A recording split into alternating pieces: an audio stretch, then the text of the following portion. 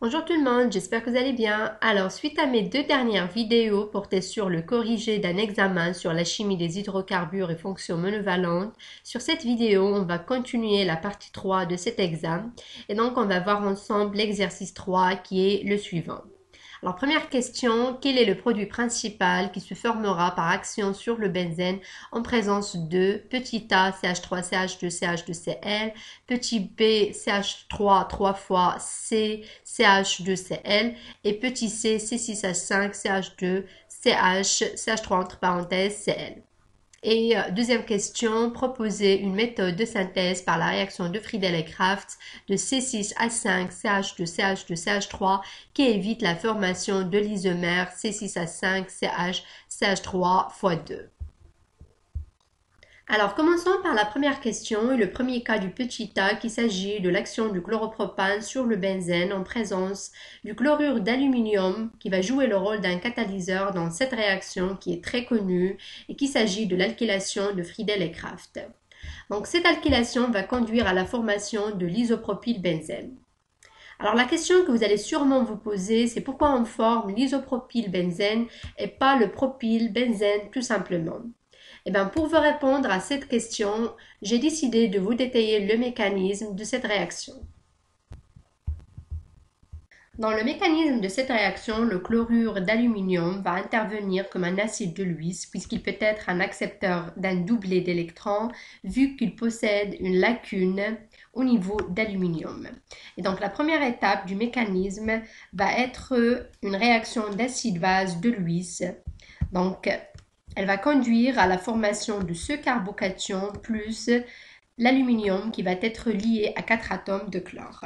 Ce carbocation va subir par la suite un réarrangement conduisant à la formation d'un carbocation secondaire qui est plus stable et qui va être attaqué par les électrons pi du benzène, conduisant à la formation de cet intermédiaire qui va se déprotoner en présence de l'ion tétrachlorure d'aluminium. Et donc, cette liaison va se rabattre pour régénérer l'aromaticité du benzène, conduisant à la formation du produit correspondant qui est bien l'isopropylbenzène, plus de l'acide chlorhydrique et du chlorure d'aluminium qui va être régénéré en fin de réaction puisqu'il joue le rôle d'un catalyseur de la réaction. Donc voilà, on a vu l'alkylation du chloropropane sur le benzène et on va voir par la suite le deuxième cas du petit b. Il s'agit de l'action du 1-chloro-3,3-diméthylbutane sur le benzène. Et donc, comme on a déjà vu, c'est une réaction d'alkylation de Friedel et Crafts qui va conduire à la formation du tertiopentylbenzène. Donc, la question que vous allez sûrement vous poser, pourquoi le tertiopentylbenzène et pas le 2,2-méthyl-1-propylbenzène ou ce qu'on appelle le néopentyl tout simplement? Eh bien, pour vous répondre à cette question, on va voir ensemble le mécanisme de cette réaction. Donc, comme on a déjà vu, la première étape du mécanisme serait une réaction d'acide-base de Lewis qui va conduire à la formation de ce carbocation plus le tétrachlorure d'aluminium. Ce carbocation primaire va par la suite subir un réarrangement et puisque le carbone à côté de ce carbocation ne possède pas un hydrogène, donc il n'y aura pas une hybridation d'hydrogène, par contre il y aura un déplacement du groupement méthyle tout entier sur le carbocation, ce qui conduit à la formation de ce carbocation tertiaire qui est plus stable. Et donc, ce carbocation tertiaire va être attaqué par la suite par les électrons pi du benzène, ce qui conduit à la formation de cet intermédiaire qui va être déprotoné en présence des ions tétrachlorure d'aluminium.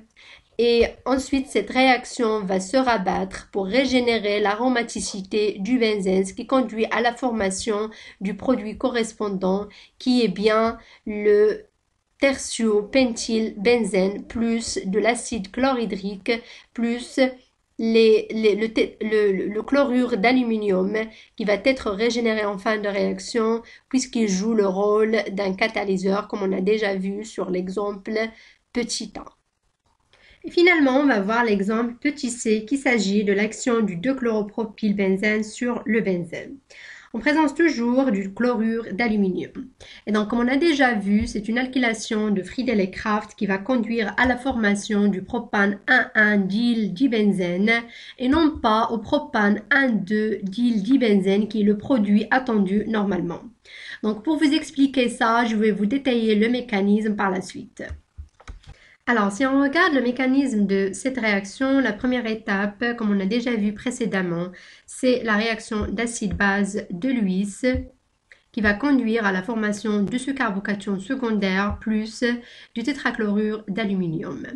Ensuite, ce carbocation va subir un réarrangement via le transfert de cet hydrogène conduisant à la formation de ce carbocation qui est plus stable grâce à l'effet mésomère du benzène. Ensuite, ce carbocation va être attaqué par les électrons pi du benzène, conduisant à la formation de cet intermédiaire qui va se déprotoner en présence du tétrachlorure d'aluminium dans le milieu réactionnel. Ensuite, cette réaction va se rabattre afin de régénérer la aromaticité du benzène, ce qui conduit à la formation du produit attendu qui correspond bien au propane 1,1-dil-dibenzène. Voilà, donc j'espère que vous avez compris le mécanisme de ces trois exemples, petit a, petit b et petit c. Et maintenant, on va passer à la deuxième question. Alors, la question numéro 2 nous demande de proposer une méthode de synthèse par la réaction de Friedel et Crafts de C6H5, CH2, CH2, CH3. Donc, c'est du propylbenzène qui évite la formation de l'isomère C6H5, CH, CH3 x 2. Donc, c'est bien de l'isopropylbenzène. Alors, si on suit l'alkylation de Friedel et Crafts et on prend du benzène plus du chloropropane en présence du chlorure d'aluminium, on ne va pas former le propylbenzène que la question nous demande de synthétiser. Par contre, on va former de l'isopropylbenzène. Pourquoi? Parce que comme on a déjà vu, c'est à cause du réarrangement que subit le carbocation formé intermédiairement et qui conduit à la formation d'un carbocation qui est plus stable et qui conduit à la formation de ce produit qui est bien de l'isopropylbenzène. Donc nous, on veut former celui-là, du propylbenzène tout simple. Alors, dans ce cas-là, on ne doit pas suivre cette méthode d'alkylation de Friedel et Crafts. Par contre, il y a une autre méthode qui peut nous conduire à la formation de ce produit et c'est bien la réaction de l'acylation de Friedel et Crafts qu'on va voir par la suite. Cette réaction d'acylation met en jeu un chlorure d'acyle qui porte le même nombre d'atomes que l'alkyle avec lequel on veut substituer notre benzène.